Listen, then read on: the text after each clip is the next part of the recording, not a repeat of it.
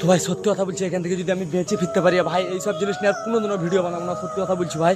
তো গাইস তোমরা যারা যারা বলেছিলে যে ভাই রাতের ভিডিও দাও, মানে শালবনের রাতের ভিডিওটা দাও, রাতে তোমরা থেকেছিলে, তো নিয়ে চলে এলাম তোমাদের জন্য রাতের ভিডিও। ঠিক আছে, জানে এখনো ভয় ঢুকে আছে প্রচুর। তো দেখো তোমরা রাতে কি কি হয়েছিল, ঠিক আছে দেখতে থাকো। গাইস এখন আমরা আছি শালবনের ভিতরে এবং উল্টাপাল্টার আওয়াজ আসছে সাইড থেকে। জানে অনেক ভয় লাগছে ভাই, যে কেন এলাম এই রাতে, জানি না আমরা সাথে এখন কি হবে। ঠিক আছে, সাউন্ডটা শুনতে পেছো? অনেক ভয় লাগছে ভাই। এবং গাইজ এখানে আমাদের সাথে একটা ভাই ছিল, সেই ভাইটা আচমকা দেখে অজ্ঞান হয়ে যায় এবং আমাদের অবস্থাটা খারাপ হয়ে যায়। এবং ব্যাকগ্রাউন্ডে তোমরা শুনতেই পাচ্ছ, এখানে কে যেন লাগছে হেঁটে যাচ্ছে সাইড দিয়ে। ভাই জানে অনেক ভয় ঢুকেছিল ভাই, কি বলবো তোমাদেরকে।